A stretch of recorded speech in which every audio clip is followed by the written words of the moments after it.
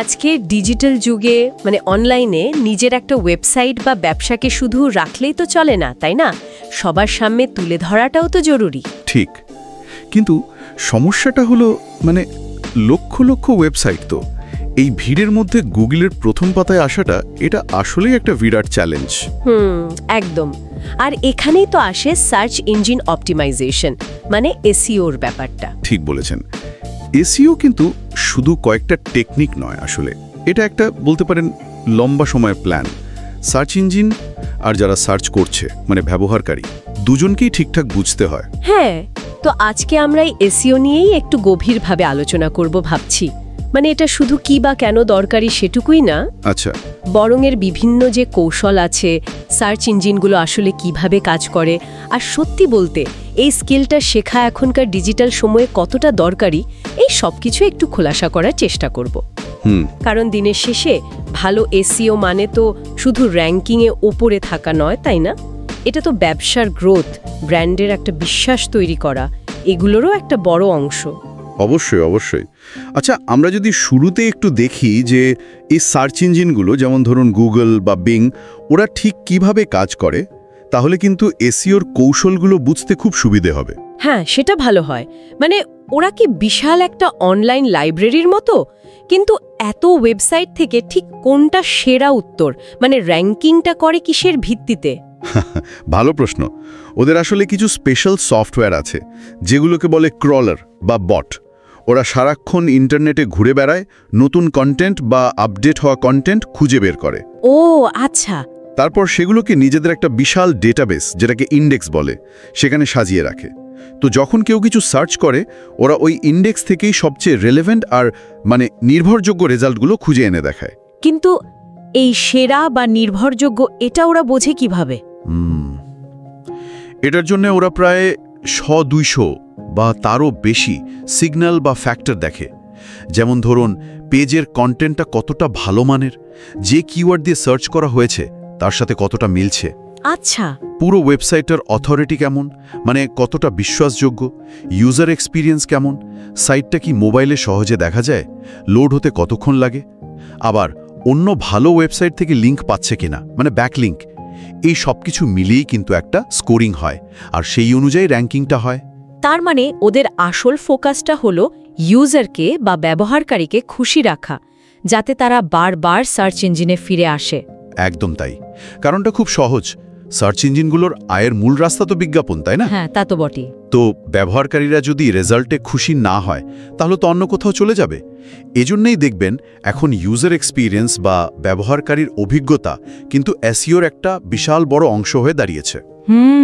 এখানেই এসইওর কাজটা আসে, সার্চ ইঞ্জিনকে বোঝানো যে আপনার কন্টেন্ট এবং আপনার সাইট দুটোই ইউজারের জন্য বেস্ট। এই পয়েন্টটা কিন্তু খুব ইম্পর্ট্যান্ট। তার এসইও করার সময় আমাদের শুধু সার্চ ইঞ্জিন কি চায় সেটা ভাবলেই হবে না। ব্যবহারকারী আসলে কি খুঁজছে, কেন খুঁজছে, এই যেটাকে বলেন ইউজার ইন্টেন্ট, ব্যবহারকারীর উদ্দেশ্য, সেটাও বোঝাটা জরুরি। অবশ্যই। এখনকার এসইওর এটাই বলতে পারেন একদম গোড়ার কথা। ব্যবহারকারী কি শুধু কোনো তথ্য জানতে চাইছে, ইনফরমেশনাল ইন্টেন্ট, যেমন ধরুন এসইও কি, আচ্ছা, নাকি কোনো নির্দিষ্ট ওয়েবসাইটে যেতে চাইছে, যেমন ন্যাভিগেশনাল ইন্টেন্ট, এমএসবি একাডেমি, অথবা ধরুন কিছু কেনার আগে একটু যাচাই বাছাই করছে, কমার্শিয়াল ইন্টেন্ট, যেমন সেরা এসইও কোর্স কোনটা, অথবা একদম সরাসরি কিছু কিনতেই চাইছে, ট্রানজ্যাকশনাল ইন্টেন্ট, যেমন এমএসবি একাডেমির এসইও কোর্স কিনুন। এই উদ্দেশ্যটা যদি ধরতে পারা যায়, তাহলে কিন্তু সঠিক কিওয়ার্ড টার্গেট করা, সে অনুযায়ী কন্টেন্ট বানানো আর ব্যবহারকারীকে ঠিক জায়গায় নিয়ে যাওয়া অনেক সহজ হয়ে যায়। এতে ব্যবহারকারীও হ্যাপি, গুগলও হ্যাপি। রাইট। আর সার্চ রেজাল্ট পেজ এসইআরপি টাও তো এখন অনেক পাল্টে গেছে। আগে যেমন শুধু 10টা নীল লিঙ্ক দেখাতো, এখন তো সেরকম নেই। ঠিক বলেছেন। এসইআরপি এখন অনেক বেশি ডাইনামিক, অনেক কিছু দেখায়। যেমন ধরুন ফিচার স্নিপেটস থাকে, যেখানে গুগল সরাসরি প্রশ্নের উত্তরটা তুলে দেয়। হ্যাঁ, দেখেছি। নলেজ প্যানেল থাকে, কোনো ব্র্যান্ড বা পরিচিত কারো সম্পর্কে তথ্য দেখায়। লোকাল ব্যবসার জন্য ম্যাপ প্যাক দেখায়। ভিডিও রেজাল্ট, ছবির রেজাল্ট, লোকেরা আরও যা জিজ্ঞাসা করে বা পিপল অলসো আস্ক বক্স, আরও কত কি। এগুলোকে একসাথে বলে রিচ রেজাল্টস। ও আচ্ছা, রিচ রেজাল্টস। হ্যাঁ, তো এসইও করার সময় শুধু ভাবলে চলবে না যে 1 নম্বরে র্যাঙ্ক করতে হবে, বরং এই যে বিভিন্ন সার্ভ ফিচারগুলো আছে সেগুলোতে নিজের কন্টেন্টকে কিভাবে তুলে ধরা যায় সেই কৌশলটাও জানতে হবে। যেমন ধরুন, ওয়েবসাইটে একটা ভালো FAQ সেকশন রাখলে সেটা কিন্তু পিপল অলসো আস্ক বক্সে চলে আসতে পারে। বোঝা গেল। তার মানে কৌশলগুলো অনেক রকম হতে হবে। আমরা যে প্রায় শুনি on page SEO, of page SEO, এই দুটো জিনিসের পার্থক্য আর গুরুত্বটা যদি একটু সহজ করে বুঝিয়ে দেন। হ্যাঁ, নিশ্চয়ই। দেখুন, অন পেজ এসইও হলো সহজ কথায় আপনার নিজের ওয়েবসাইটের ভেতরে যা যা অপটিমাইজেশন করা হয়। আচ্ছা, সাইটের ভেতরে। হ্যাঁ, এর মধ্যে অনেক কিছু পড়ে। যেমন প্রথমেই আসে কন্টেন্টের কোয়ালিটি, মানে ব্যবহারকারী যা খুঁজছে সেই অনুযায়ী একদম ডিটেইলড, ইউনিক, ভালো মানের কন্টেন্ট তৈরি করা। গুগল এখন EE80 নামে একটা গাইডলাইন ফলো করে, মানে এক্সপিরিয়েন্স, এক্সপার্টাইজ, অথরিটেটিভনেস, ট্রাস্টওয়ার্দিনেস, এইগুলো দেখে কন্টেন্টের মান বিচার করে। EE80। তারপর ধরুন কিওয়ার্ড অপটিমাইজেশন, মানে শুধু জোর করে কিওয়ার্ড বসানো না, স্বাভাবিকভাবে লেখাটার মধ্যে মূল কিওয়ার্ড, তার সাথে সম্পর্কিত অন্যান্য কিওয়ার্ডস, লং টেল কিওয়ার্ডস, এগুলো ব্যবহার করা। ওকে। এরপর আসে টেকনিক্যাল এসইওর ব্যাপারগুলো, যেমন ওয়েবসাইটের স্পিড কেমন, মোবাইলে ঠিকঠাক চলে কিনা, সাইটের স্ট্রাকচারটা সহজ কিনা, ইন্টারনাল লিঙ্কিং মানে সাইটের এক পেজ থেকে অন্য পেজে লিঙ্ক করা, স্কিমা মার্কআপ ব্যবহার করে সার্চ ইঞ্জিনকে কন্টেন্টটা ঠিক কী নিয়ে সেটা বোঝানো, HTTPS মানে সিকিউর কানেকশন ব্যবহার করা, XML site map, robots.txt file ঠিকঠাক রাখা, এই সব কিছুই কিন্তু অন পেজের অংশ। বাপরে, অনেক কিছু তো। হ্যাঁ, আর এর সাথে আছে ইউজার এক্সপিরিয়েন্স বা UX, মানে সাইটে ঢোকার পর ন্যাভিগেশনটা সহজ কিনা, কন্টেন্টগুলো পড়তে সুবিধা হচ্ছে কিনা, দরকারি বাটনগুলো ঠিক জায়গায় আছে কিনা, এগুলো দেখতে হয়। তার মানে অন পেজ এসইও হচ্ছে ভিতটাকে মজবুত করা, তাই তো? সাইটটাকে সার্চ ইঞ্জিন আর ব্যবহারকারী দুজনের জন্যই একদম রেডি করা। একদম ঠিক। এটা পুরোটাই আপনার নিজের কন্ট্রোলে থাকে এবং র্যাঙ্কিংয়ের জন্য এটা মাস্ট। কিন্তু শুধু ভালো ভিত বানালেই তো হবে না, তাই না? বাইরের জগতেও তো এর একটা পরিচিতি, একটা সুনাম বা অথরিটি তৈরি করতে হবে। আর এখানে আসে অফ পেজ এসইওর ব্যাপারটা। ও আচ্ছা, অফ পেজ এসইও তাহলে বাইরের কাজ বলতে পারেন। অফ পেজ এসইওটা হলো মূলত ওয়েবসাইটের বাইরে থেকে আপনার সাইটের বিশ্বাসযোগ্যতা, প্রাসঙ্গিকতা আর অথরিটি বাড়ানোর চেষ্টা করা। এর সবচেয়ে গুরুত্বপূর্ণ অংশ হলো গিয়ে ব্যাকলিঙ্ক। ব্যাকলিঙ্ক মানে অন্য সাইট থেকে আমার সাইটে লিঙ্ক আসা। এক্স্যাক্টলি, অন্য ওয়েবসাইট থেকে আপনার সাইটে যে লিঙ্কগুলো আসে। তবে এখানে একটা কথা আছে, মানে কতগুলো লিঙ্ক পেলেন তার চেয়ে লিঙ্কের কোয়ালিটিটা অনেক বেশি জরুরি। কোয়ালিটি মানে ধরুন একটা খুব প্রাসঙ্গিক আর হাই অথরিটি সাইট, যেমন একটা নামকরা নিউজ পোর্টাল বা আপনার ইন্ডাস্ট্রির কোনো লিডারের ব্লগ, সেখান থেকে একটা ব্যাকলিঙ্ক পাওয়া, এটা কিন্তু শত শত লো কোয়ালিটি বা অপ্রাসঙ্গিক সাইট থেকে পাওয়া লিঙ্কের চেয়ে অনেক অনেক বেশি ভ্যালুয়েবল। গুগল এটাকে দেখে একটা ভোট অফ কনফিডেন্স হিসেবে, মানে অন্য ভালো সাইটগুলো আপনার সাইটকে রেকমেন্ড করছে। আচ্ছা আচ্ছা, তার মানে শুধু লিঙ্ক পেলেই হবে না, কোথা থেকে লিঙ্কটা আসছে, কেন আসছে, এগুলোও ম্যাটার করে। অবশ্যই, লিঙ্কের প্রাসঙ্গিকতা, যে সাইটটা লিঙ্ক দিচ্ছে তার অথরিটি কেমন, লিঙ্কের অ্যাঙ্কার টেক্সট মানে যে লেখাটার উপর ক্লিক করে লিঙ্কটা আসে, লিঙ্কের টাইপটা কি, ডু ফলো নাকি নো ফলো, এই সবগুলোই কিন্তু খুব গুরুত্বপূর্ণ। ডু ফলো আর নো ফলো বললেন, এগুলোর মধ্যে পার্থক্য কি?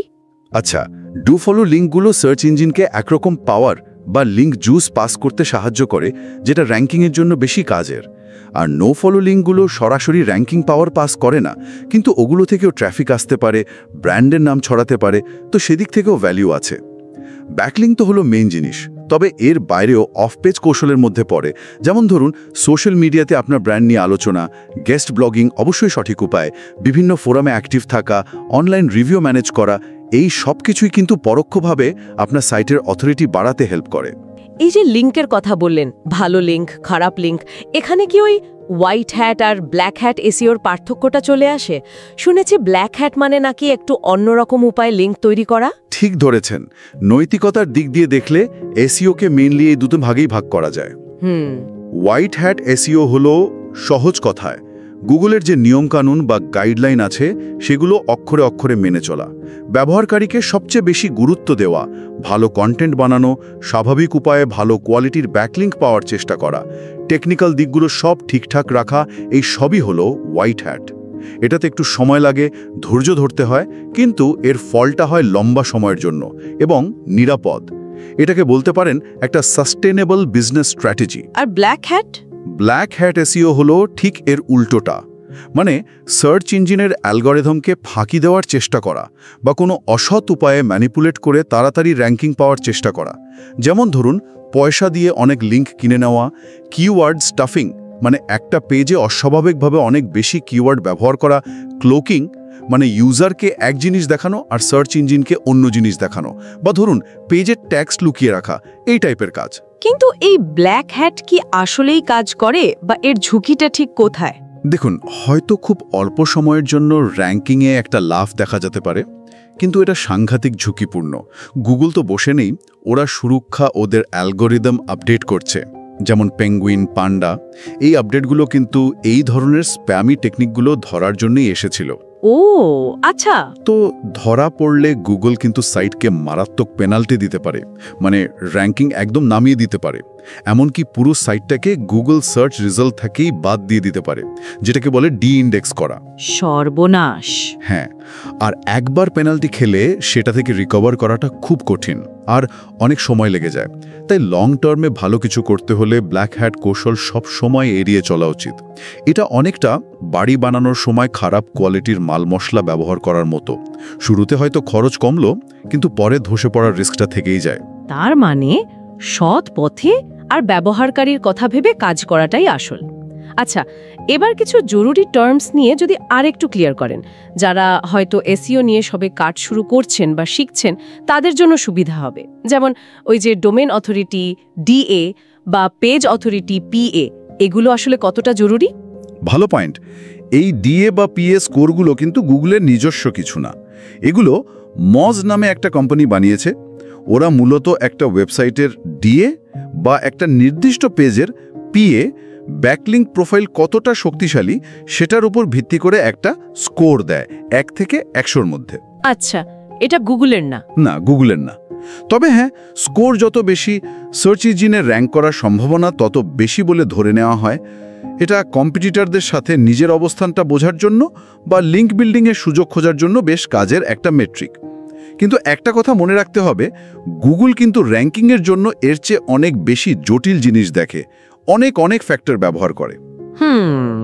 তাই শুধু ডিএ বা পিএ স্কোর বাড়ানোর জন্য দৌড়ানোর চেয়ে ওয়েবসাইটের ওভারঅল কোয়ালিটি, কন্টেন্ট কতটা ভালো, ইউজার এক্সপিরিয়েন্স কেমন, আর রেলেভেন্ট ব্যাকলিঙ্ক আসছে কিনা, এগুলোর দিকে মনোযোগ দেওয়াটা অনেক বেশি জরুরি। স্কোরগুলো তো সময়ের সাথে বদলায়, এগুলোকে জাস্ট একটা ইন্ডিকেটর হিসাবে দেখাই ভালো, ফাইনাল কথা হিসাবে নয়। বুঝেছি। আর HTML টাইটেল ট্যাগ বা মেটা ডেসক্রিপশন, এগুলো তো আমরা সার্চ রেজাল্টে সরাসরি দেখি, এগুলোকে অপটিমাইজ করা কতটা গুরুত্বপূর্ণ? এগুলো অন পেজ এসইওর খুব খুব গুরুত্বপূর্ণ অংশ। টাইটেল ট্যাগ, মানে ওই যে টাইটেল ট্যাগটা, ওটা শুধু সার্চ ইঞ্জিনকে জানায় না যে পেজটা কী নিয়ে, ওটা কিন্তু সার্চ রেজাল্টে ক্লিক করার মতো একটা হেডলাইন হিসেবেও কাজ করে। হ্যাঁ, টাইটেল দেখেই তো ক্লিক করি। একদম। একটা অ্যাট্রাকটিভ, রেলিভেন্ট আর কিওয়ার্ডওয়ালা টাইটেল কিন্তু ইউজারের ক্লিক করার হার, মানে সিটিআর, বাড়াতে পারে।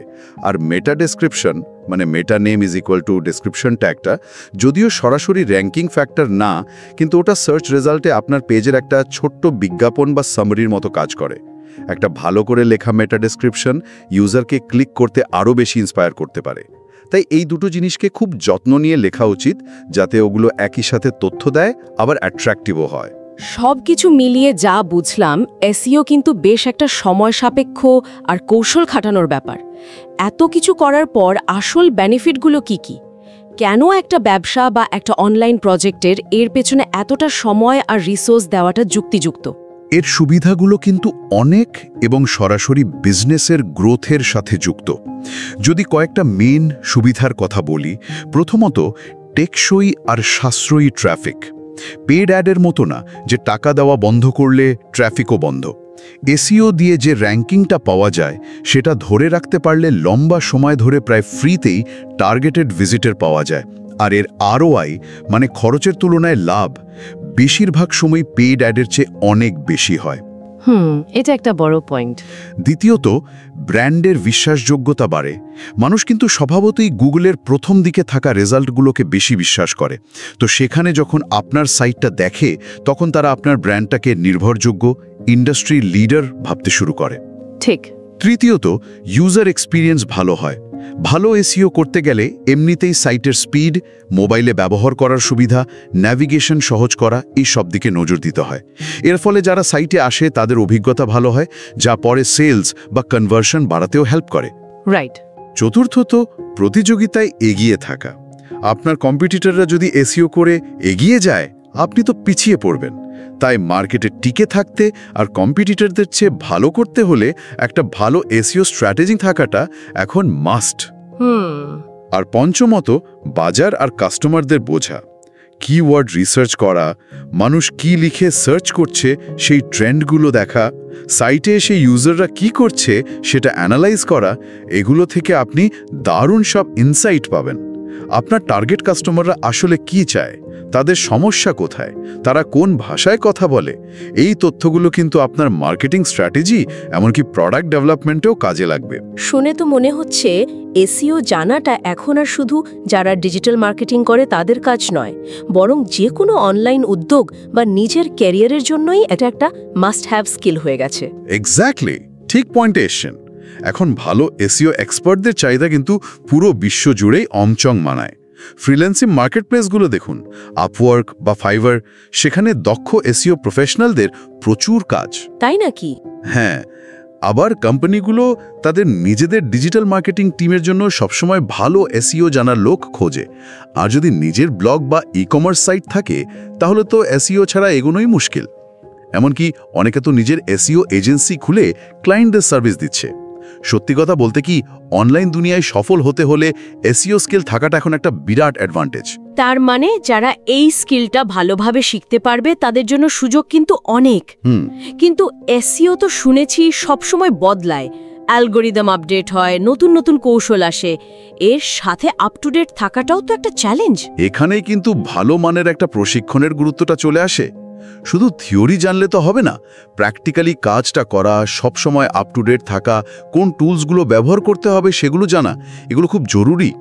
একটা ভালো কোর্স বা ট্রেনিং প্রোগ্রাম, যেমন ধরুন এমএসবি একাডেমিতে যে ধরনের কোর্সগুলো অফার করা হয়, সেগুলো কিন্তু আপনাকে শুধু বেসিকগুলো শেখায় না। আচ্ছা। বরং ইন্ডাস্ট্রিতে এখন কি চলছে, লেটেস্ট ট্রেন্ড কি, অ্যাডভান্স স্ট্র্যাটেজি এগুলো কি, রিয়েল লাইফে কিভাবে কাজ হয়, কেস স্টাডি, এই সব কিছু দিয়ে আপনাকে তৈরি করে তোলে। যখন কেউ হাতে কলমে শেখে আর সঠিক গাইডেন্স পায়, তখন এই যে এত পরিবর্তন হচ্ছে, এর সাথে মানিয়ে নেওয়াটা আর নিজের স্কিলটাকে কাজে লাগিয়ে ক্যারিয়ার গড়া বা ব্যবসাকে এগিয়ে নেওয়াটা অনেক সহজ হয়ে যায়। এটা আসলে একটা ইনভেস্টমেন্ট যা লং রানে আপনাকে অনেক ভালো রিটার্ন দিতে পারে। বাহ, দারুণ একটা আলোচনা হলো আজকে। আমরা এসইও কিভাবে কাজ করে সেখান থেকে শুরু করে এর নানা রকম কৌশল, হোয়াইট হ্যাট ব্ল্যাক হ্যাটের পার্থক্য, জরুরি কিছু টার্মস, আর শেষ পর্যন্ত এর ব্যবসায়িক সুবিধাগুলো নিয়েও বিস্তারিত জানতে পারলাম। আর এটাও পরিষ্কার হলো যেটা আসলে এখন একটা খুব ভ্যালুয়েবল আর ডিমান্ডিং স্কিল। হ্যাঁ, অনলাইন জগতে নিজের জায়গা করে নিতে আর সফল হতে হলে এসইও এখন আর অপশনাল কিছু না, এটা অপরিহার্য। মূল ব্যাপারটা হলো সার্চ ইঞ্জিন আর ব্যবহারকারী দুজনকেই বোঝা। হোয়াইট হ্যাট মানে সঠিক পথে চলা, লম্বা সময়ের কথা ভাবা আর সুয়েরিয়ে শিখে যাওয়া, আপডেটেড থাকা। আচ্ছা, আলোচনা শেষ করার আগে একটা প্রশ্ন মনে আসছে, যেটা হয়তো আমাদের ভাবনার জন্য রেখে যেতে পারি। আর্টিফিশিয়াল ইন্টেলিজেন্স বা এআই যেভাবে সার্চকে পাল্টে দিচ্ছে, যেমন গুগল নিজেই এখন অনেক প্রশ্নের উত্তর দিয়ে দেয়, মানে জিরো ক্লিক সার্চ বাড়ছে, আবার এআই দিয়ে কন্টেন্টও তৈরি হচ্ছে, তাতে ভবিষ্যতের এসইও ঠিক কেমন হতে পারে? মানে আমরা এখন যেভাবে এসইও করি সেটা কি তার গুরুত্ব হারাবে, নাকি নতুন কোনো রূপে আসবে? নিজেদের অনলাইন প্রেজেন্সকে ভবিষ্যতের জন্য টিকিয়ে রাখতে এখন থেকে আমাদের কি ভাবা উচিত? এটা খুবই গুরুত্বপূর্ণ একটা প্রশ্ন তুলেছেন। এআই নিঃসন্দেহে এসইওকে প্রভাবিত করছে এবং ভবিষ্যতেও করবে। তবে আমার মনে হয় না এসইও জিনিসটা শেষ হয়ে যাবে। সম্ভবত এর কৌশলগুলো আরও বেশি ডেটা ড্রিভেন হবে। ইউজার এক্সপিরিয়েন্স আরও বেশি ফোকাস পাবে আর টেকনিক্যাল দিকগুলো হয়তো আরও সফিস্টিকেটেড হবে। এটা নিয়ে অবশ্যই ভাবা দরকার, আর সে অনুযায়ী নিজেদের প্রস্তুত করাটাও জরুরি। একদম। তো আজকের মতো আমরা এখানেই শেষ করছি। আশা করি এসইও নিয়ে আমাদের এই গভীর আলোচনা আপনাদের কাজে এসেছে এবং নতুন কিছু জানতে সাহায্য করেছে। আমাদের সাথে থাকার জন্য সবাইকে অনেক ধন্যবাদ।